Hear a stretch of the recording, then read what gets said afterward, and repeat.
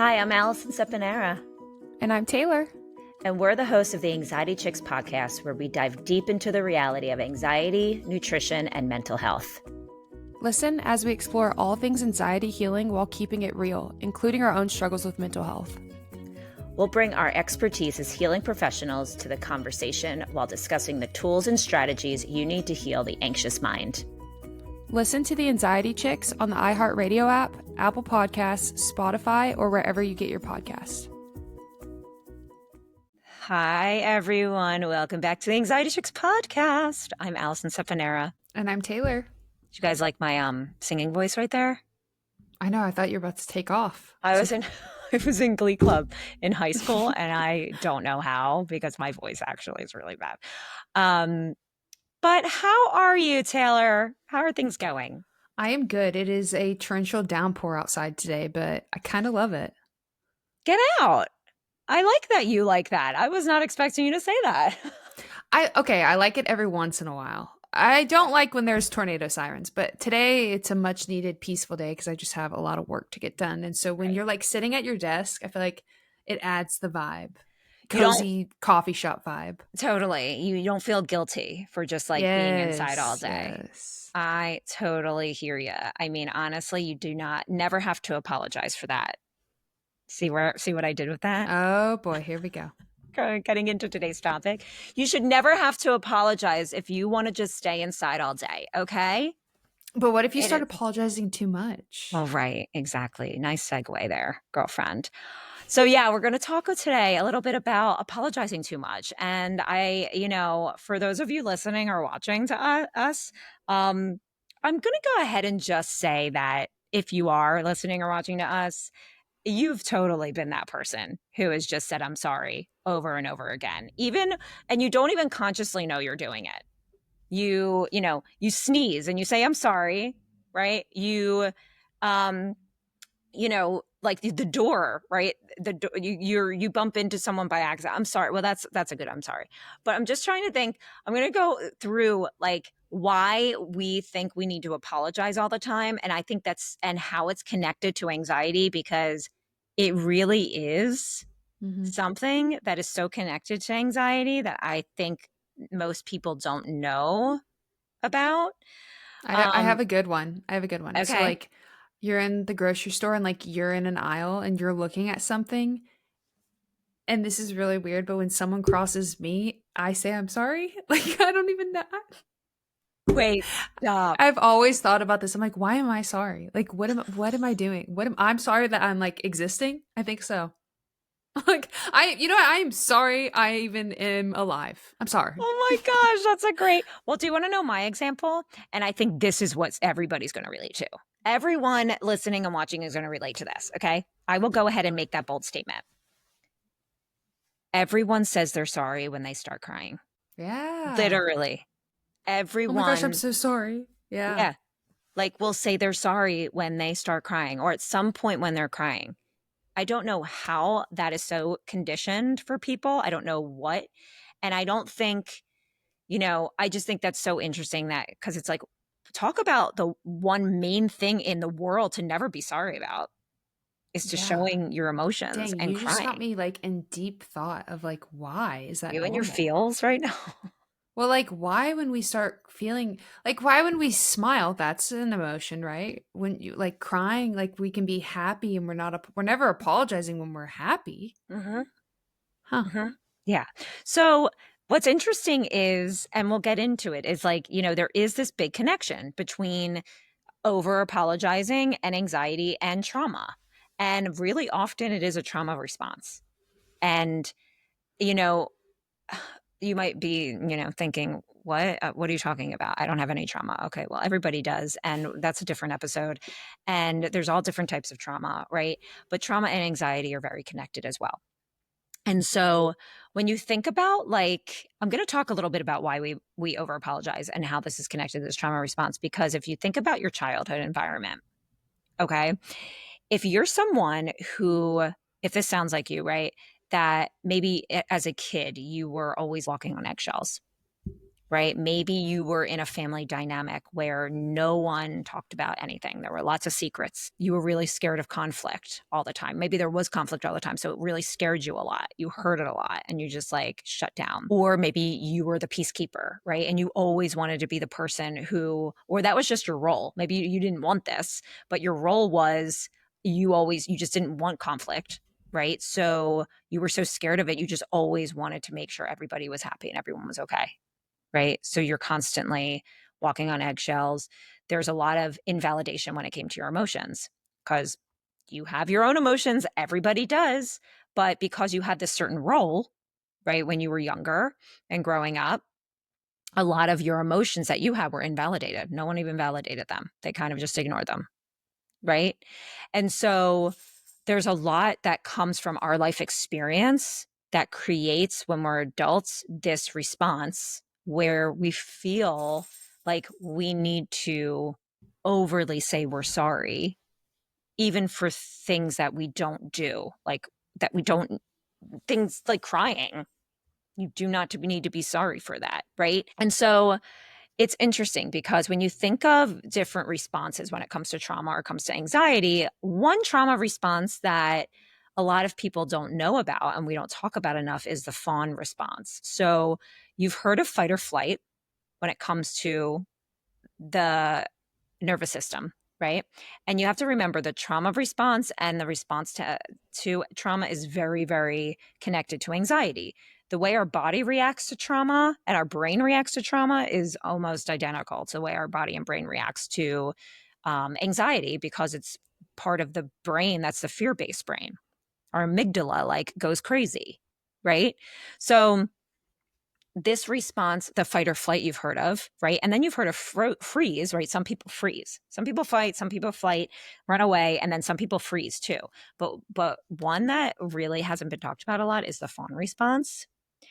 And what that actually is exactly what we're talking about today. This fawn response is like over apologizing to avoid danger or avoid discomfort. So that's like what it's really about. Is this like way that you for whatever the way that all these life experiences happen to you, the way that you learned how to cope with that and how to avoid the danger in your mind or the discomfort in your mind is to just be apologizing or to be the peacekeeper. That's how you learned how to cope. So that's just another example. So learning about this fawn response can be really, really helpful. I would really suggest kind of just looking deeper into that a little bit and learning more about that. I mean, you can have a bunch of different responses in different scenarios. So it might not be the only thing you do, but it's just a really deep rooted way to avoid danger or discomfort. Then there's also like cultural and social influences. So, especially with like gender norms that reward being overly agreeable or passive, right? So, let's talk about that. Like, do you know what I mean by gender norms? Like, I feel like women should be more like not in the way and just like whatever, but also men should have to hold the door open or stuff like that. Just very 100%. There's still this very like archaic view of like man versus women and women.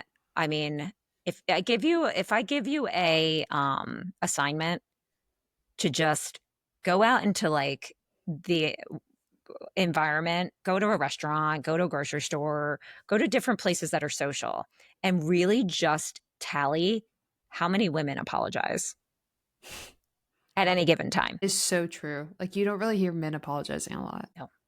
I mean, when it's deserved, of course. Like you want to Yeah. apologize when you Yeah. do something, But like the unnecessary like, "Oh my gosh, I'm so sorry. Sorry. I'm sorry. sorry. Yeah. Oh, I'm sorry. Sorry. Oh, I'm Yeah. so sorry."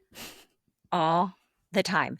And if you can, as you're listening to this, if you can even identify how many times you say it, you're starting your healing journey in this and really starting to kind of like challenge yourself and really work on rewiring your brain and knowing that you do not need to do this. You do not need to say you're sorry all the time. And in fact, even when you say it, there's really no meaning behind it because it really is just this trauma response. So, really learning about what that response is about and what situations you're apologizing too much in, too. So, yes, it's very, very common that a lot of women will over apologize all the time in the workplace, so much in relationships, so much, and in friendships a lot with each other. A lot of superficial friendships do that more, which is interesting. But yeah, so you think about that. You think of the gender roles and how it's just interesting that there's just, these norms, right? That as women, we reward us for being overly agreeable and passive. And that's just the history when you think about that's why I brought up the whole workplace thing, because think about the workplace. I mean, how long ago we didn't have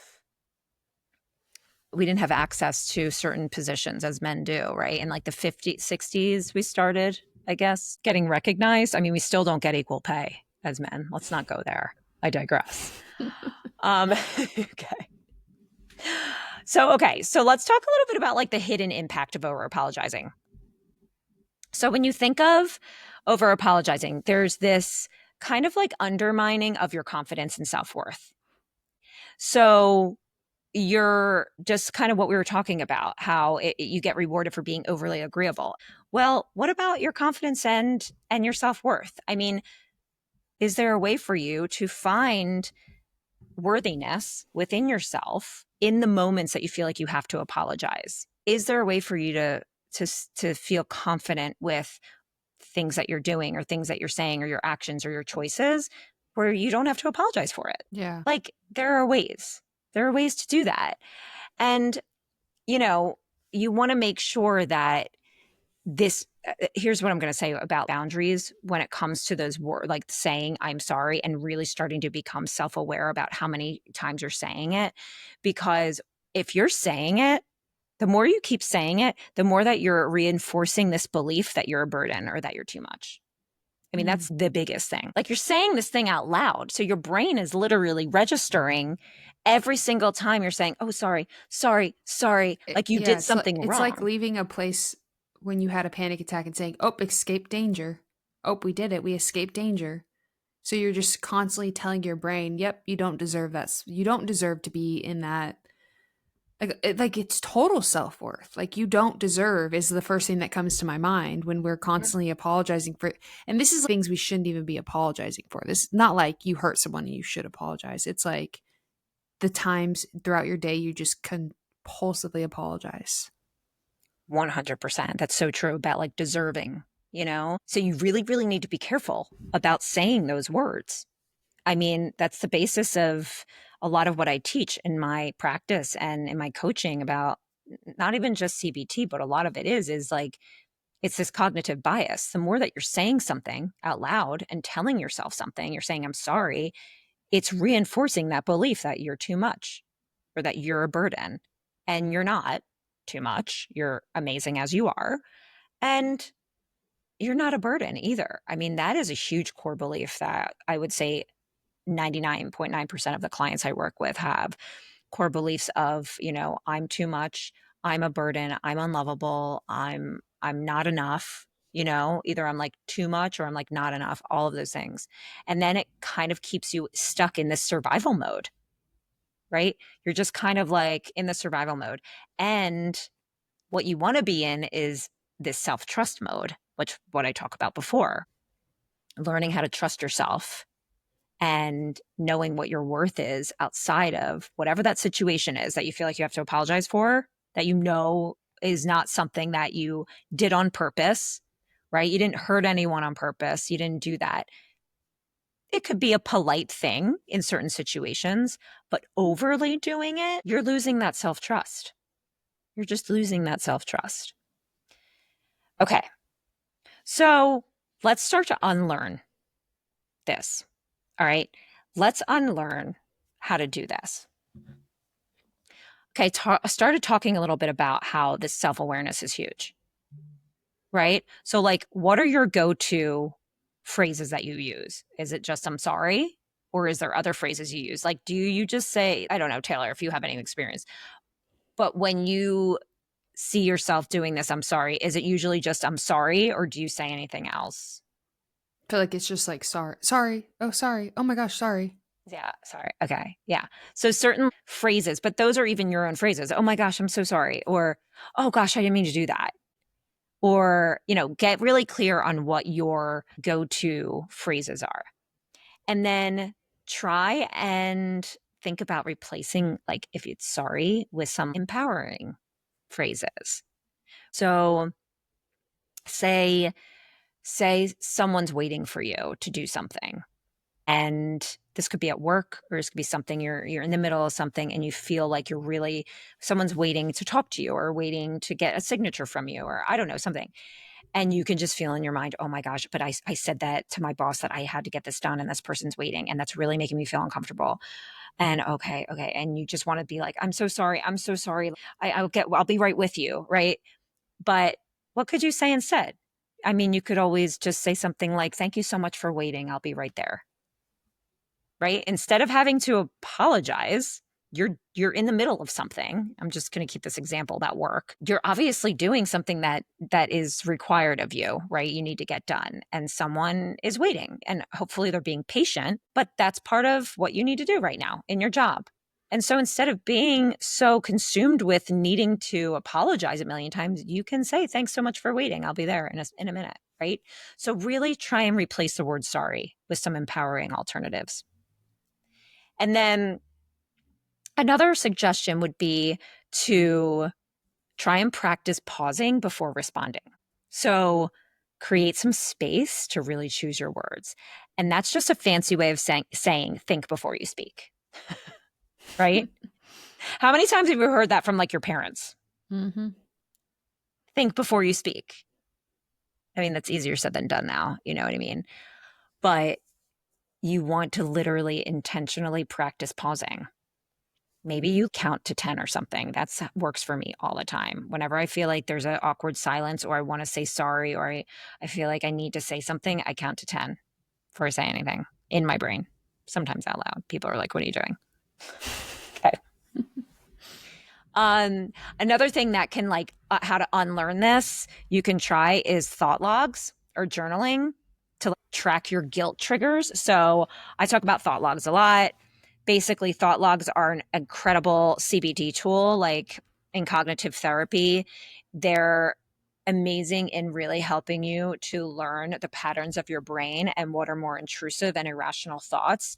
And then you create a log on how you can reframe them and what are the real truthful thoughts, what are the rational thoughts, what are the real thoughts that you that can ground you, because a lot of the thoughts that you're going to have when you just want to say sorry, they're all going to be based on your lack of self-worth and they're going to be very intrusive, they're going to be irrational, right? So you want to maybe practice some of those thought logs.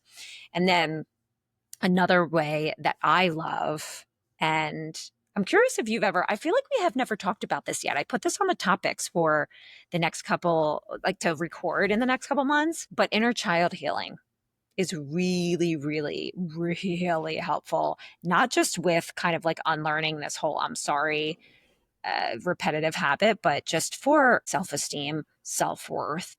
Do you know how many people I've talked with before who've been like, going back to your childhood and like thinking like you're an adult now, like going back to that, like that's so long ago. Like you should like you're an adult, you should like know how to do things now and like learn that that's not okay. Or like so like I've actually had these conversations with people where I'm like, you don't think that the your childhood is a huge representation of your adulthood. Like a lot of people really don't think that. So I That's really think that that is a very good topic we should definitely dive in on, yes, because people are like, you're an adult now. Like you're not a child anymore. Like you shouldn't have those thoughts. You're way past that. You've been out of the house for so long. And it's like, that is those are like the so, most pivotal years of your life. Like what you see, you're absorbing everything around you. I mean, I even think about visually seeing my mom over apologize. wow. So interesting. Well, Like, do first you of feel that all, way? Like, can you like see your mom like in a store with her and she's just like not wanting to be a bother and not wanting, like, you know what I mean? so much. I mean, also, can I just say that is so invalidating for anyone to Mhm. say that. I mean, even if they're just saying, why aren't you over that yet? Or something that is, I don't know, if you have anyone in your life, if anyone's listening to this that's ever said that to you, I would say not to have them in your life or something. I mean, it's just no, like Yeah, no. That I is know. that is really invalidating. And also it's not true.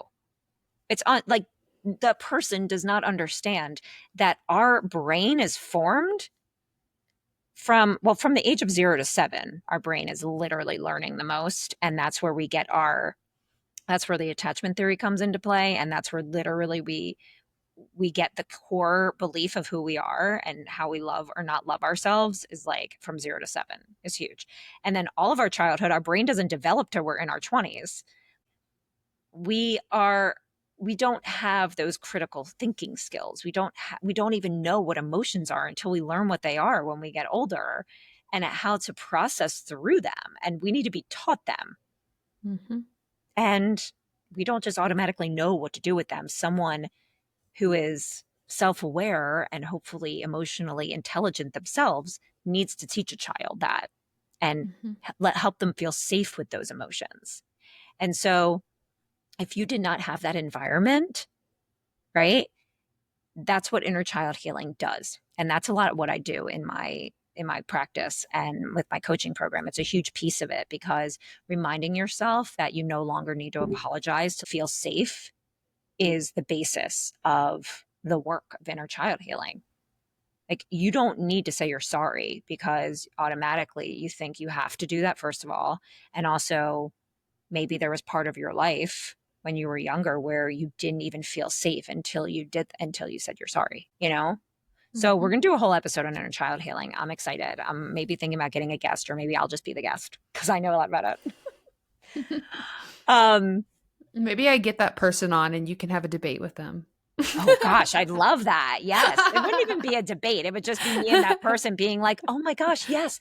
Yes, yes." Um, okay, so let's talk about like setting boundaries a little bit, right? Because I think that sometimes when we have this need to overly apologize and we want to start setting boundaries and maybe unlearning that, it's so like unnatural to us that we almost feel like we're being mean. Hmm. Do you know what I mean? Hmm. Like, can you see how that would look Oh though? yeah. Oh yeah. Like if you don't, yeah. Oh yeah. And then you're obsessively thinking about how you're just a mean person. Yeah, right. So, for example, like if you want to set a kind and clear boundary, like statements, right? And maybe like you want to stand firm on something without having to over explain yourself, because that is very common too, like over apologizing and then thinking you have to over explain yourself. Hmm. So, a huge example of this is maybe learning how to say no more. Sometimes people feel so bad because saying no and they don't want to say no.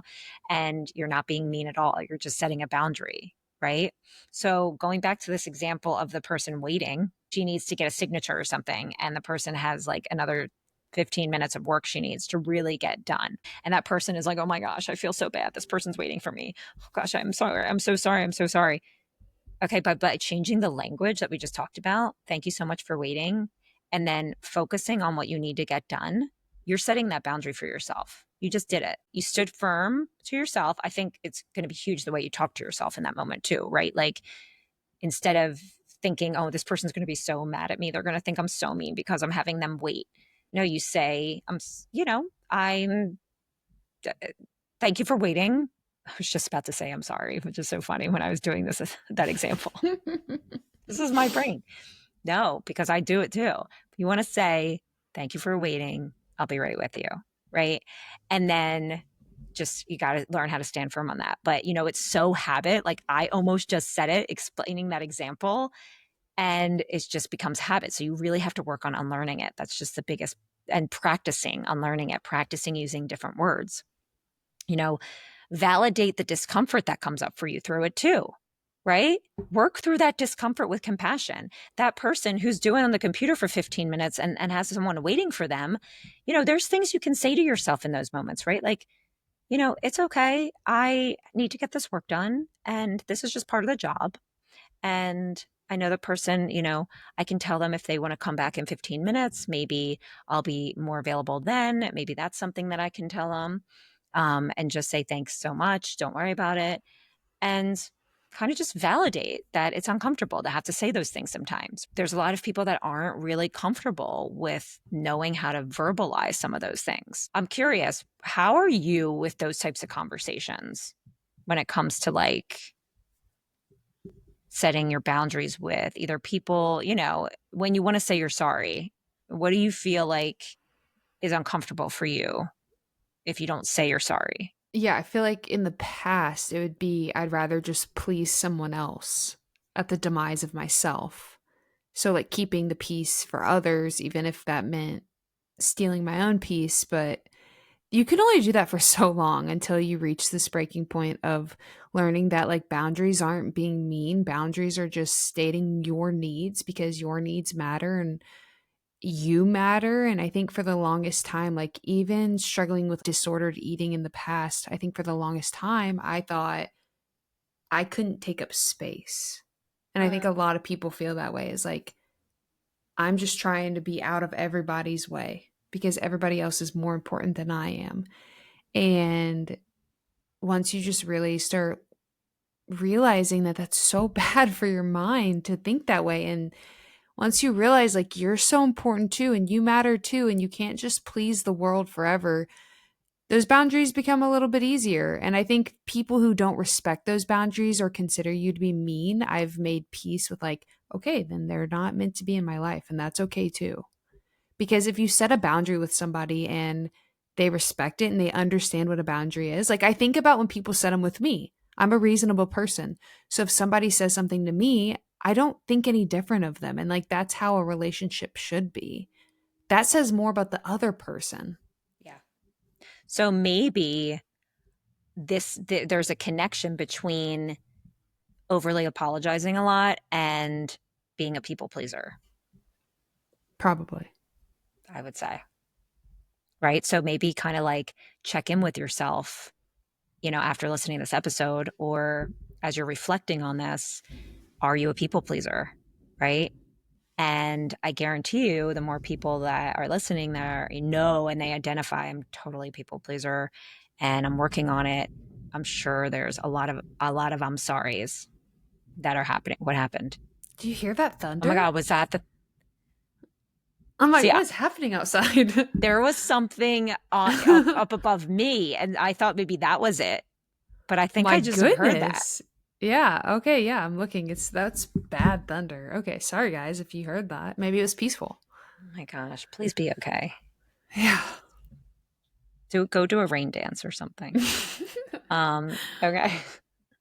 Okay, so we're gonna wrap up, okay? But I just think that, yeah, the connection between the people pleasing and the overly apologizing, I think there's definitely a lot there to unpack, right? If you're someone that struggles with this. So I just wanna reiterate how important it is to like unlearn all of this, right? Like if you're in your even in your 20s, 30s, 40s, 50s, 60s, 70s, you've been living your life a certain way for how many years, right?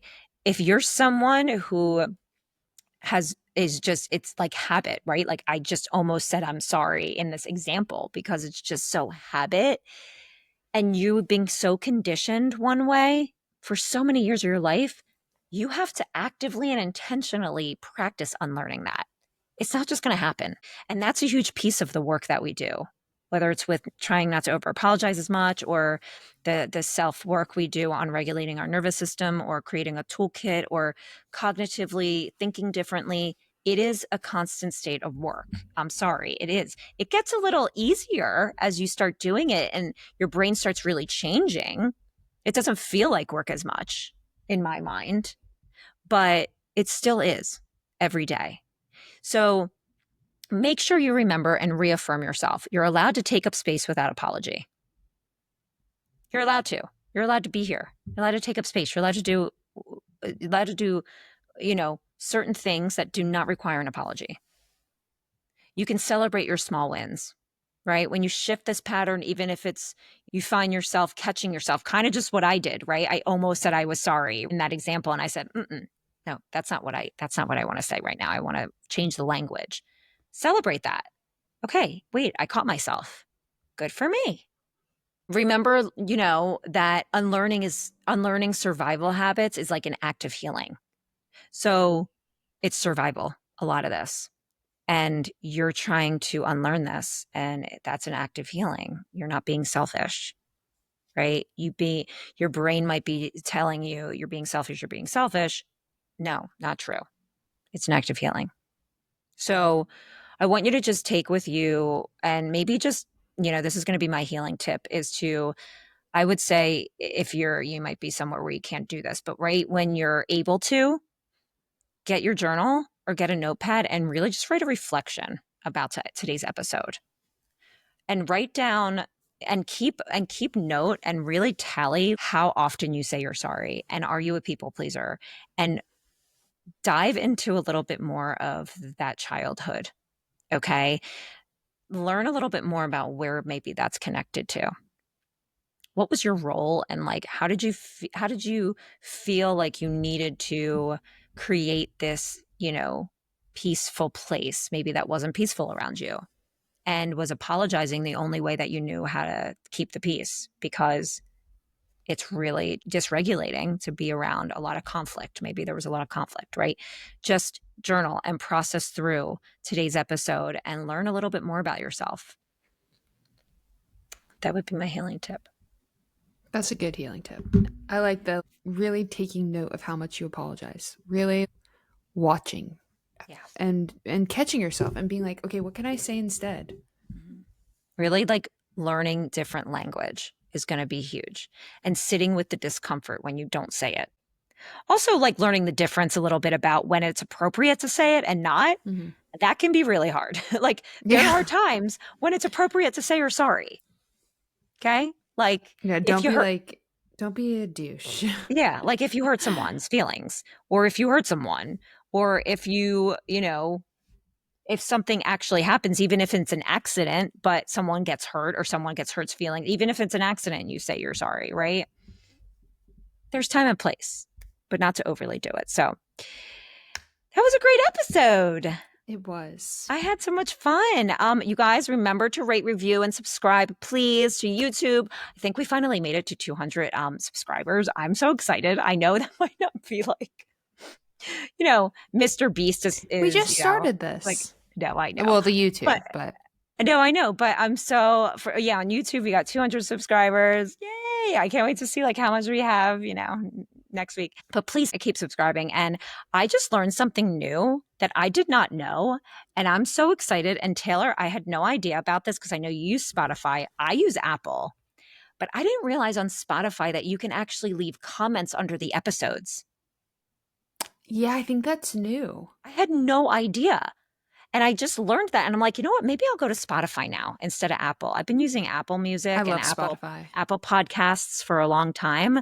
And I think I'm going to switch to Spotify. Apple Podcast is free, right? No, I pay like $10 a month. I don't know how much Spotify is yet. I'm like, am I paying for Apple Podcasts? Because I have Apple Podcasts. Oh, no, it's probably free to a certain extent, like Spotify is. Oh, but yeah. To not have ads and stuff. But anyway, if anyone's on Spotify, leave us some comments under the episodes. I had no idea. I wrote some people back on some of the comments they wrote earlier today. So yeah, I was so excited. So I'm going to go through and just see some comments. So if you guys can leave us some comments on the episodes, that'd be awesome. And just rate us if you like the pod. So we love you guys, and we'll talk to you next week. Okay. Bye. Bye. Thanks so much for hanging out with us today. We hope this episode reminded you that you're not alone and healing is always possible. If something we shared helped you, the best way to support the show is to leave a review or share this episode with a friend who needs it. And make sure you're following us on Instagram @TheAnxietyChicks for more support between episodes. We're just two chicks on our own healing journeys, cheering you on every step of the way. Until next time, take a deep breath. You've got this.